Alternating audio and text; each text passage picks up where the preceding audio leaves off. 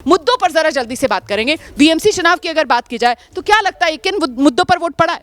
देखिए, वोट तो पड़ा है। वैसे चुनाव तो मुद्दा विहीन था।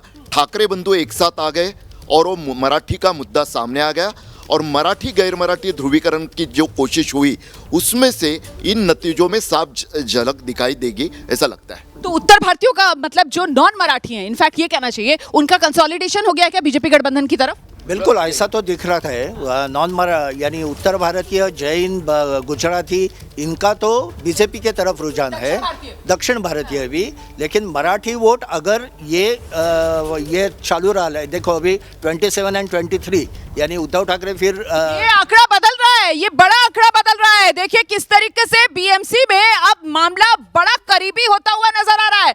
बीएमसी में मुंबई में बीजेपी गठबंधन 25 और शिवसेना गठबंधन भी 25। ये मामला बिल्कुल बराबरी पर आता हुआ। कांग्रेस गठबंधन के खाते में फिलहाल 5 सीटें जाती हुई, अन्य के खाते में 4 सीटें जाती हुई। तो मामला क्या वाकई में इतना करीबी रह सकता है? फिलहाल एग्जिट पोल से बिल्कुल अलग अभी शुरुआती रुझानों की ये तस्वीर दिखाई दे रही है, जहां मामला बहुत करीबी आ रहा है। और ऐसे में कल जो एग्जिट पोल आ रहे थे, उन एग्जिट पोल में बार बार राइडर ये लगाया जा रहा था कि साहब आप कहीं ना कहीं ये मानकर चलिए कि वोटिंग परसेंटेज क्या रहती है, और वोटिंग परसेंटेज अगर 55 से नीचे रहती है तो फिर ये मामला ठाकरे बंधुओं के पक्ष में जा सकता है। ये भी बड़ा एक महत्वपूर्ण फैक्टर है। और साथ ही जो महिला वोटर है, महिला वोटर ने भी कल पुरुषों के मुकाबले कम वोटिंग की है। इसका भी एक फैक्टर है जो फायदा शिवसेना गठबंधन को पहुंचाता हुआ नजर आ रहा है। बिल्कुल सही कहा आपने। 1992 से लेकर बात करें तो जिस चुनाव में ज़्यादा वोटिंग होती है वहाँ पे राष्ट्रीय दलों को, जैसे 1992 में कांग्रेस सत्ता में आ गई थी, जबकि 85 में शिवसेना सत्ता में थी। 2017 में वोटिंग बढ़ गई तो भाजपा कांटे की टक्कर में 31 से 82 पे पहुंच गई थी और शिवसेना सिर्फ 2 जगह आगे जाकर सत्ता में आसीन हो पाई थी। तो इस चुनाव में वोटिंग परसेंटेज अब तक चुनाव आयोग ने जारी नहीं किया है। वो अगर पता चलता है तो और भी कुछ बातें हो सकती है। और एग्जिट पोल और असली नतीजों में फर्क इसलिए भी आ सकता है क्योंकि शाम को आपकी बात सही साबित हो रही है। मामला बिल्कुल करीबी आ गया है, 25-25 पर आ गया है मामला बीएमसी में। बिल्कुल मैं वही कह रहा हूँ कि ये टफ होने वाला है। और ये अस्मिता और हिंदुत्व और विकास, यानी बीजेपी ने हिंदुत्व और विकास डेवलपमेंट ये प्लान ये किया था, और ठाकरे ने मराठी अस्मिता, मराठी मानुस आपकी जिंदगी मुश्किल में आने वाली है। बिल्कुल ठाकरे बंधुओं की तरफ से तो कहीं ना कहीं खुलकर ये कहा गया था कि मामला मराठी वर्सेस गुजराती का है। गुजरातियों का कब्जा चाहते हैं क्या आप महाराष्ट्र पर, और खासतौर से मुंबई को कहीं ना कहीं महाराष्ट्र से अलग करने की एक साजिश है। इस तरीके के तमाम आरोप जो खुलकर लगाए गए ठाकरे बंधुओं की तरफ से। और इस बीच ये शुरुआती रुझान आपके सामने बीएमसी की बिल्डिंग से। तो बीएमसी का किंग कौन, मुंबई का धुरंधर कौन, ये शुरुआती रुझान है। और शुरुआती रुझानों में अभी मामला बिल्कुल करीबी, बिल्कुल टक्कर का, बिल्कुल बराबरी वाला नजर आ रहा है। बीजेपी गठबंधन और शिवसेना गठबंधन में बीजेपी 25, शिवसेना गठबंधन भी 25। कांग्रेस गठबंधन के खाते में 5 सीटें जाती हुई, अन्य के खाते में 4 सीटें जाती हुई। मामला शुरुआती रुझानों का ही है, लेकिन अब शुरुआती रुझानों में मामला बेहद करीबी आ गया। रोमाना, मैं 1 बजे तक इंतज़ार करूँगी।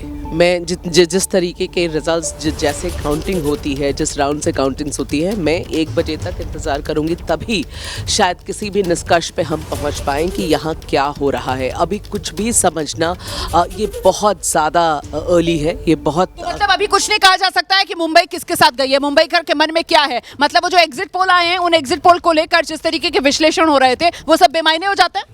17 में अगर पहले इलेक्शन हमने देखा, लास्ट इलेक्शन में देखा होगा, तो पहले रुझान बिल्कुल उद्धव ठाकरे जी के साथ जा रहे थे, लेकिन बाद में बीजेपी ने इतनी सीट ले ली कि वो बिल्कुल करीब आ गए। 84 और 82 का हो गया था मामला। और पहले तो बिल्कुल ऐसा लग रहा था कि उद्धव जी पूरा स्वीप कर रहे, जीत रहे हैं। तो बिल्कुल 1 घंटे के बाद इतना चेंज हो गया, क्योंकि जैसे मैं कह रहा हूँ कौन से एरिया से ये आ रहा है रुझान, ये बड़ा इंपॉर्टेंट है। और इस बार जो गिनती है वो भी कुछ 46 वाले सेट में की जा रही है। जरा इसके बारे में भी बताते रहिए ना दर्शकों को। 2 वार्ड की गिनती होगी, इसलिए जैसे मेघा जी ने बताया, एक के बाद काफ़ी चित्र स्पष्ट होने लगेगा। और पूरे नतीजे तो 3 के बाद आ सकते हैं क्योंकि काफ़ी स्लो काउंटिंग होगा। लेकिन इसमें और एक बात जो है ना कि जो पोस्टल बैलेट की भी काउंटिंग हो या अभी ईवीएम की काउंटिंग अगर शुरू हो गई हो, मुंबई जो कि 2 जिलों का एक महानगर मनपा बनती है, उसमें जो मुंबई शहर जिला है वहाँ पे शिवसेना ठाकरे का काफ़ी प्रभाव लोकसभा के बाद विधानसभा में भी देखने मिला। शिंदे की शिवसेना को वहाँ से एक भी एमएलए चुनने में वो नाकामयाब रहे थे। उनको 6 जो चुन के आए वो उपनगर जिले से आए थे, मुंबई के सबर्बन जिले से।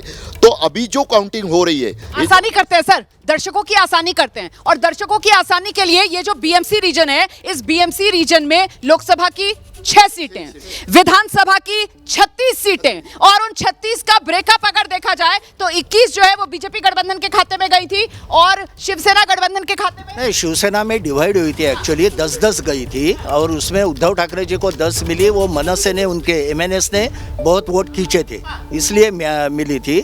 लेकिन अभी मराठी ये रुझान अगर सही है, जैसे इन्होंने कहा कि सही है, 1 बजे तक कही नहीं सकते। बिल्कुल 1 बजे तक इंतजार करना होगा।